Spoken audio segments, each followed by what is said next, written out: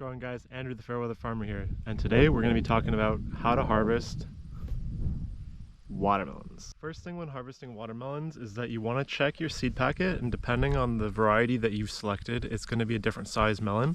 So right off the bat, if you're growing an 8-pound melon, you can visually see if the watermelon is big enough. These are called sugar babies, so they make smaller watermelons, like a little bit smaller than the size of my head. There's probably some bigger ones out there. I know that there are.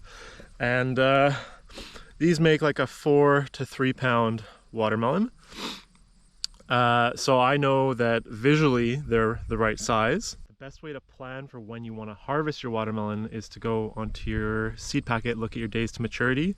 And if it says 90, that means that from the day that you're going to seed it, it should be theoretically around 90 days when you're going to harvest it.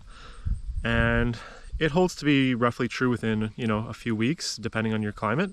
When you are also trying to evaluate, are my watermelons ready?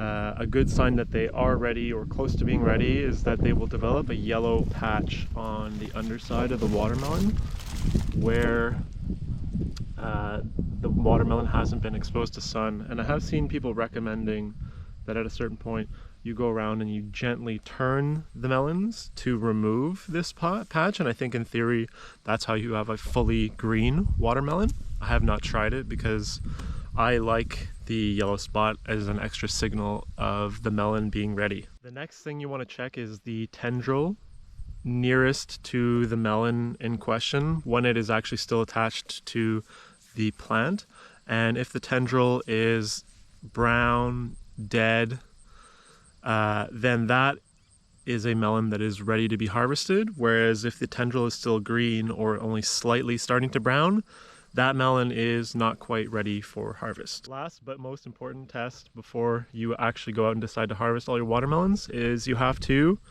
check if anybody's home. Give it a little knock, and if you can hear a hollow echo on the inside, that's a good sign that you've got some nice, juicy, sugary, sweet watermelon on the inside to harvest. So with your shears, I generally tend to remove the stems because they can tend to rot, so it works better for storage. Once I'm determined that my melons are ready to harvest, I'll go out in the field, do a first harvest, and I will clip with my shears any of the watermelons that are the right size, have a dead tendril next to them, yellow spot, and when I knock, it's hollow on the inside. And I will collect them in a pile. And I'll go along the whole row of watermelons and I'll make piles of all the ready watermelons. And then I'll come back and I'll collect each pile into a bin. And I feel like that way is the fastest way to harvest them. And if you're doing it with multiple people and you have to get the watermelons over the rows, one of the ways to do it is to pass them to each other.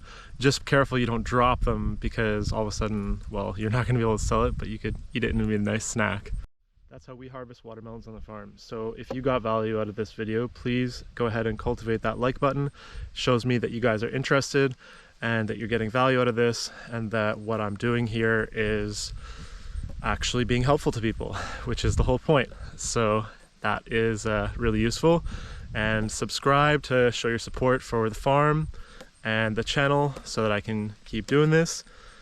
And comment down below what kind of stuff you want me to see in the future, what would be useful, and your experience of growing watermelons, harvesting watermelons. And I'll see you guys next time.